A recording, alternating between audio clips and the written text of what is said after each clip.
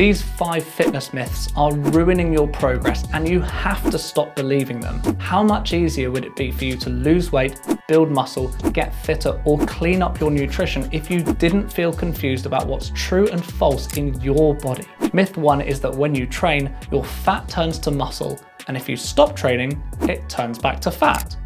Will your Ford turn into a Ferrari if you drive fast and back to a Ford if you slow down? No, they're totally different things. In this video, I'm not just going to tell you 5 fitness myths. Instead, you're going to learn why they're wrong and what the truth is. Fat and muscle are completely different things, just like the Ford and Ferrari. Both cars, but not the same. Both body tissues, but not the same. Myth 1 is that fat turns to muscle when you train and back to fat when you don't.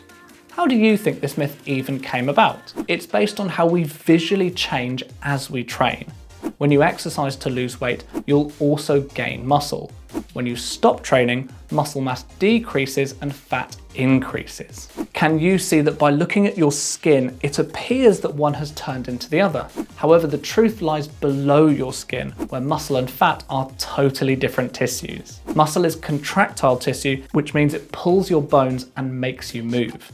The more you challenge your muscles, the more they grow. Fat is simply stored energy, which is why you lose fat by eating less and moving more. Your body taps into the stores and they decrease. If muscle mass and fat mass are totally different tissues, then how can they turn into each other? They can't. You might gain and lose muscle and fat mass, but they will never turn into one another. Myth number 2 is that you should always choose low-fat food options. It's true that fat is high in calories, so why would you not choose the low-fat option? Fat's a really interesting topic, and you need to know 2 things. Firstly, fat in food is not the same thing as fat on your body. Remember from myth 1, fat on your body is just stored energy. Fat in your diet is a type of nutrient. And that leads us into thing 2. You need some of the fat nutrient for good hormone production and vitamin absorption. So how did fat get demonized if we literally need it? Fat contains more calories per gram than protein and carbs. If you eat 100 grams of carbs, that's 400 calories. If you eat 100 grams of fat, that's 900 calories. Can you see why the nutrient fat got a bad name?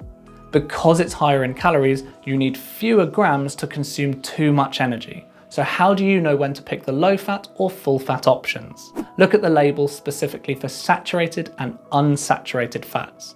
Saturated fats are generally bad, so limit foods high in these like butter, red meat, and processed foods. Unsaturated fats are generally good, so foods with these are fine like olive oil, avocado, and fish. You should sometimes avoid high-fat foods, but you absolutely need some good fat in your diet.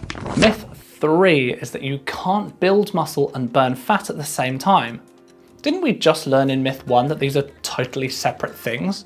Why can't you do 2 different things at once? The origin of this fitness myth is really interesting and actually comes from professional level bodybuilding. Pro bodybuilders step on stage aiming to maintain as much muscle mass as physically possible.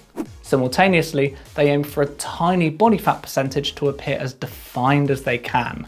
How did this lead to a fitness myth? As you know, body fat is stored energy. We need an amount of stored energy for optimal health. When our bodies are pushed to extreme low body fat levels, can you imagine that they're trying to do anything to maintain our energy levels? This includes breaking down our own muscle tissue, hence our fitness myth. At a very low body fat level, it's difficult to build muscle because the body is essentially fighting itself. However, I am 99% sure that you are not a competitive bodybuilder. For you, your body has enough stored energy. You are perfectly capable of doing 2 things because your body isn't pushed to the extreme level of fighting itself. Lift weights to build muscle, control your nutrition to burn body fat. Fitness myth 4 is that you need to stay in the fat burning zone when doing cardio to lose weight. Hot take, the fat burning zone doesn't exist. Remember how we touched on body fat being stored energy? The way we decrease this stored energy is by using it up. When you consume less energy than you use, your body taps into its stores. This myth is vaguely based on a good principle, but taken too literally. The principle is that the harder you work, the more energy you use, but the less time you can keep going for. If you're on a bike and go absolutely flat out, you can keep going for about 30 seconds. However, if you go at a moderate pace, you can manage 30 minutes. In this scenario, can you see that you'll use more total energy over 30 minutes than 30 seconds? The reason that the fat burning zone is a myth is because we're all different. Over 30 minutes, I might be able to sustain a higher heart rate than you. Does that mean I should slow down if I was trying to burn fat? No, because I'd use less energy by slowing down. Ignore heart rate zones, set yourself a time goal and train as hard as possible within that time. That way, you burn the most energy possible. Fitness myth 5 is that running is bad for your knees. Put simply, I can tell you that the truth is far more nuanced. If you go too hard at anything too soon, it can be bad for your joints. Let's quickly look at how running works. Your muscles on one leg absorb your body weight and then push you forwards. Your opposite leg muscles then absorb that stride and push you on. What do you think happens if your muscles aren't strong enough? The extra force that the muscles can't handle gets routed through your joint tissues instead. This force through the joint tissues can cause pain, and that's where the myth comes from. Many runners don't do enough strength work.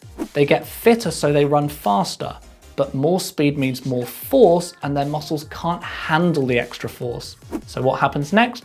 Their knees start hurting. The truth is that running too fast for your strength level can be bad for your knees. To combat this, balance your running speed and your strength. You now know the truth behind 5 fitness myths, and you can use your new knowledge to get stronger, fitter, and healthier without feeling confused about what to do. Remember that fat and muscle are different tissues and cannot ever turn into each other. Grow muscle by lifting weights, lose fat by balancing your calories. The nutrient fat is vital for your hormones and vitamins. Limit saturated fats, aim for unsaturated fats. Unless you're a professional bodybuilder, you absolutely can burn fat and build muscle at the same time. The cardio zone is far too simplistic, and you should work as hard as possible in a given time frame. Balance your running with your strength. If your muscles can handle the impact, you're unlikely to get painful knees. If you learned something in this video, leave a like and let me know. For more health and fitness insights delivered from experience and with integrity, subscribe to me. Thanks.